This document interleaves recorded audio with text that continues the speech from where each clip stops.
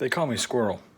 What's going on, Squirrel Squad? It's your boy, the Squirrel, and I just got done recording 21 Americanisms that confuse the rest of the world. And this was something that was suggested by Brightside in the description of their video as something else I might be interested in. I looked at it and said, I might be interested in that. So I figured I'd give it a whirl. I'm not so sure how my audience is going to like this, but I think I'm going to enjoy it, and I hope that you do too. So, let's give it a check. Let's give it a look. Let's see what it's all about. This is 15 examples of Japanese etiquette that will drive you crazy. If it's your first time here, hit the subscription button. I react to all different kinds of culture things, comedies, all different kinds of stuff. Enjoy yourself, sit back, relax, enjoy the squirrel, enjoy the squad. Squirrel Squad, let's do this. You ready? I'm ready.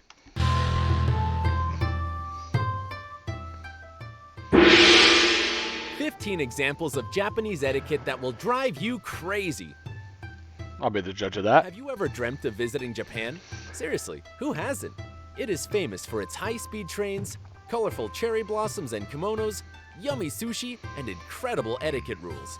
Apparently, there is a ceremony and a set of rules for even the most routine things in the land of the rising sun. We've put together some mind-blowing rules of courtesy from Japan. Breaking them would seriously offend your Japanese friends or colleagues. From money envelopes to the degrees of bowing. Make sure not to miss any of these. Okay. Number 15. Addressing people. To address people by name is not enough in Japan. Our usual Miss and Mr. last names won't work either. And even the respectful title, san, is only the tip of the iceberg. There are actually more appropriate suffixes for addressing or referring to different people. Kun, a less formal honorific than the neutral san. It approximately means friend. Huh. Chan, a diminutive suffix people mostly use for children, female family members, lovers, and close friends. Sama, the most respectful version. Lord, honorable. It was used to refer to lords and deities. Nowadays, it's sometimes used to express sarcasm.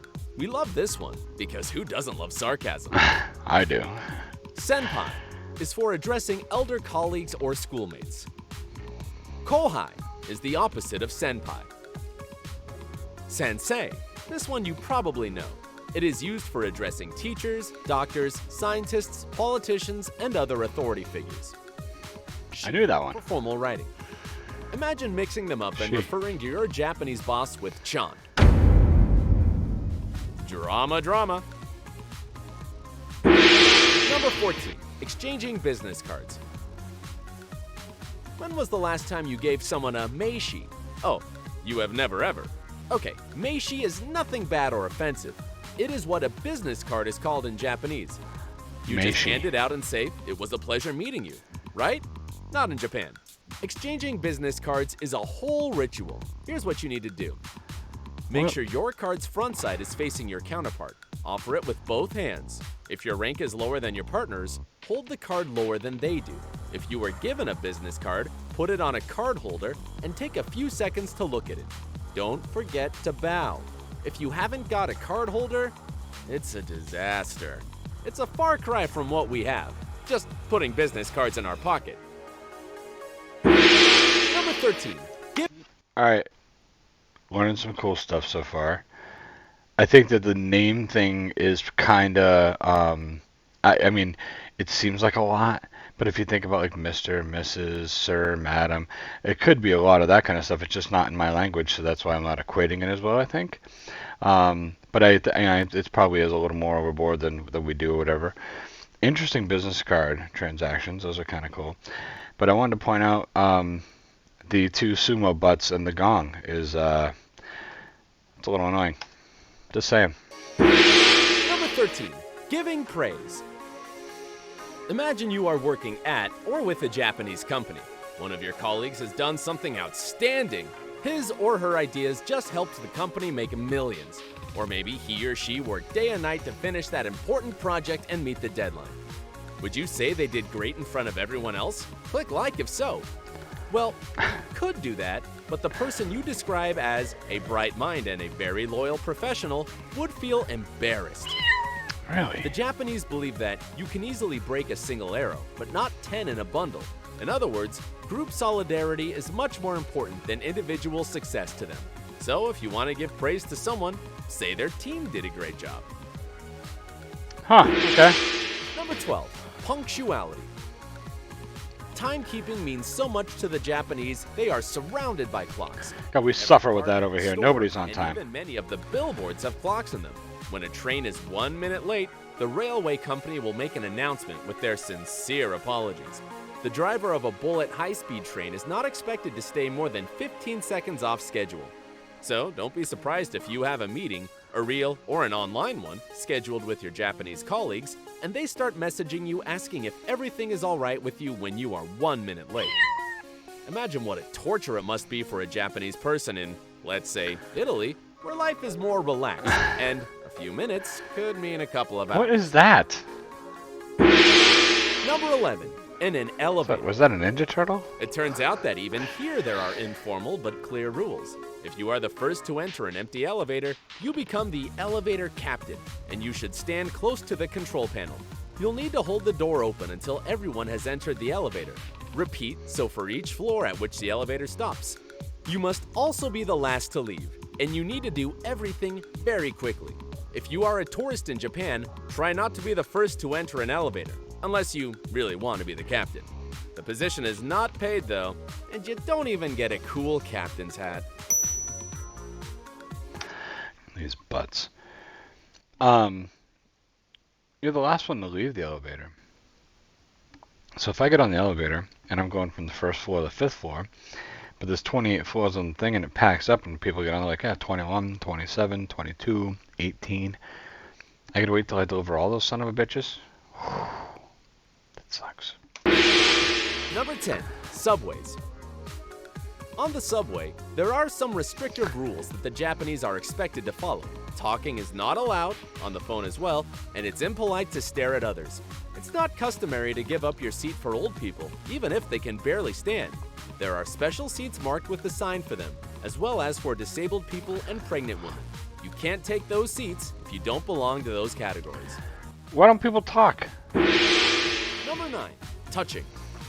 In Japan, it's rude to look people in the eyes, let alone touch them. This country is not very large, so every Japanese person respects the personal space of others. If you visit Japan, don't touch people. Kissing in public will also give you quite a few angry looks. Before 1945, it even was considered a violation of public order. Number 8, keeping it clean. The Japanese are obsessed with punctuality and cleanliness. Taxi drivers wear white gloves. Face masks protect people from germs. There are mouthwash fountains in public places to keep your breath fresh. There are moist towels at every restaurant to keep your hands clean without touching any taps. If you visit a Japanese home, prepare to take your shoes off before you enter. You will get slippers instead. Don't be surprised to get an extra pair of slippers to put on before you go to the bathroom. You will take them off again as you come back to your seat. And if you see a tatami, which is kind of like a mat, remember there are no slippers for it at all. Oh, let's get past the feet first. You can only step on it with your socks or with bare feet. Okay. I get past the feet, or I look at the big asses. If you're gonna give me slippers, I'll take my shoes off anytime. I mean, if it was acceptable, I would just wear slippers all the time. But that's pretty cool. You want to give me slippers? I'm down for that. Totally down for Number that. 7, eating outside. There are lots of fun foods you will definitely want to try in Japan. From bento boxes, which can come in a super fancy design, to ramen and whatnot at the yatai stalls. One thing to remember here is that you can't bring your own food or drinks to the stall, which makes sense. And you can't occupy your table for too long as there are other people waiting. The same rule works in parks and public spaces. Yes, it is considered bad manners to sit in one place slowly enjoying your meal or life in general. There is a good chance others want your spot on a busy day. More than that, there are some public open spaces where eating and drinking is forbidden altogether. Eating while walking is also not a thing. Because ikai ichi dosa, which means one thing at a time. If you still want to try to eat while walking, Be prepared to carry your trash around before you find a trash can. This is a rather difficult task in Japan. A lot of tourists fail at it and just litter all over the place, which is a no-no for the Japanese. Understandable, right? Number 6. Alcoholic drinks. When the Japanese drink, the social hierarchy totally breaks down, and they drink really heavily. A local professor can drink with his students, and they will then drag him home.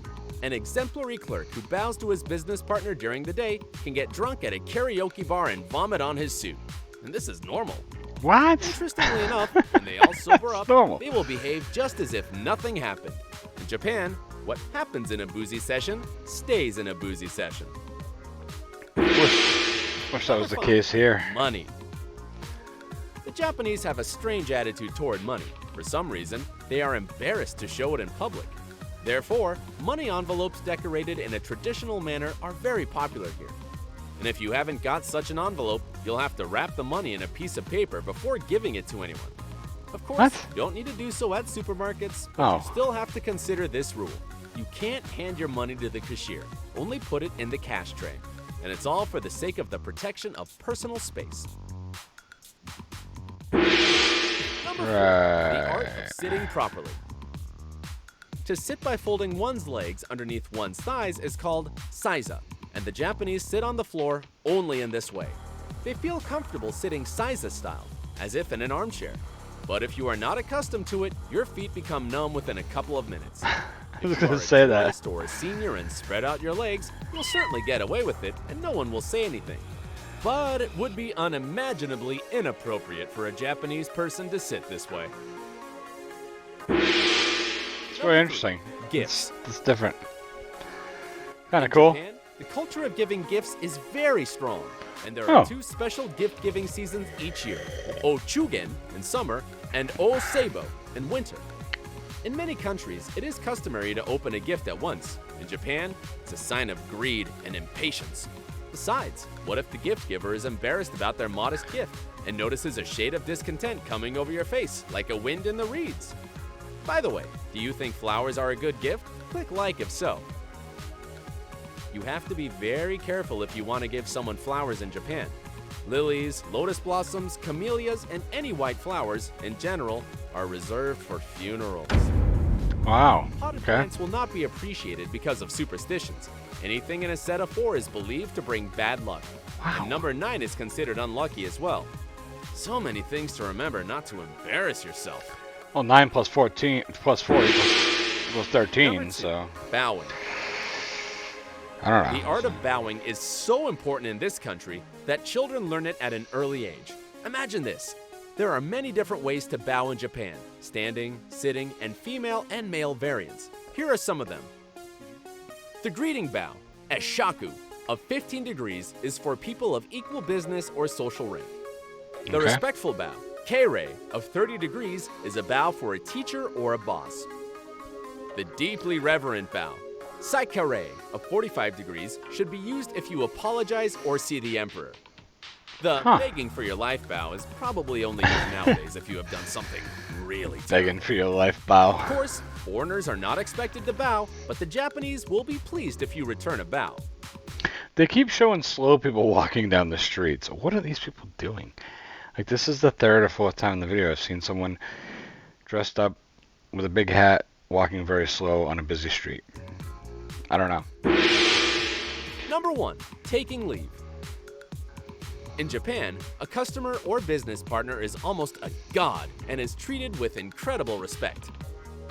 When they leave, the whole company follows them to the door or elevator and keeps bowing until the doors are closed. It's very inconvenient if this happens in a business center with several such delegations crowding at elevators at the same time. Yeah. Besides, foreign customers can be embarrassed. The Japanese of the new generation believe that this is a little bit too much and often ignore this ritual. Who knows what's going to happen to the traditional Japanese etiquette in the coming centuries? Which of these etiquette rules sound like the craziest to you? Or maybe there are some you wouldn't mind following yourself. Share your thoughts in the comment section. So yeah, that's it, folks. That's the end of the video. I've always found Japanese people to be very kind and considerate folks. And, 15 examples of Japanese etiquette that will drive you crazy. None of them really drove me crazy. Some are different, but that's what culture's all about, right? I hope you guys enjoyed the video. I hope you enjoyed the reaction. Until next time, Squirrel out. Fuck yeah, fuck yeah, MCKYA. Fuck yeah, MCKYA. I really hate your fucking guts, and I'd like to